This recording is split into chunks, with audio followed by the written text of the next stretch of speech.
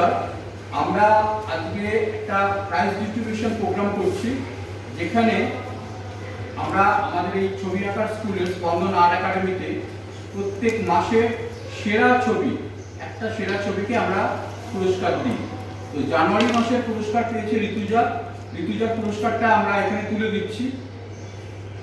এইভাবে আমরা প্রত্যেকে যারা যাদের ছবি আঁকে প্রত্যেকে ছবি তুলে নিয়ে গিয়ে সেখানে জাজমেন্ট করে আমরা সেরা যে ছবিটা হয় সেই ছবিটাকে পুরস্কৃত করি।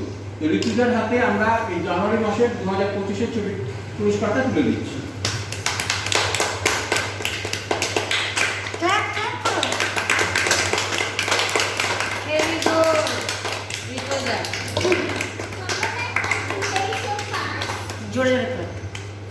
আমরা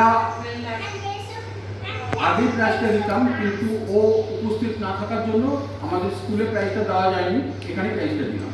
এবার আমি একটু ঋতুজার বাবাকে বলবো প্রাইজটা পেয়ে কেমন লাগছে একটু বলবো।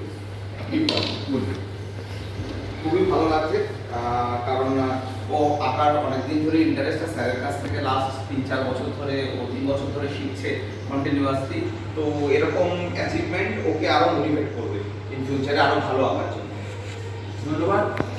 ঋতুজা একেবারে ছোট, মানে আমাদের যখন ক্লাস ও যখন আসতো একেবারে সবার থেকে ছোট ছিল এবং কান্নাকাটি করে ভাসিয়ে দিত, কিন্তু সেই ঋতুজার প্রাইজ পাবে আমরা নিজেরাও কখনো ভাবিনি।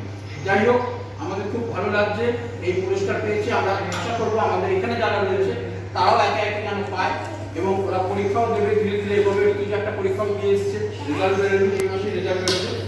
তো সবার কাছে আশা করবো যে সবাই ঠিকঠাক করে প্র্যাকটিস করবে এবং প্রত্যেকে যেন পুরস্কার পায়।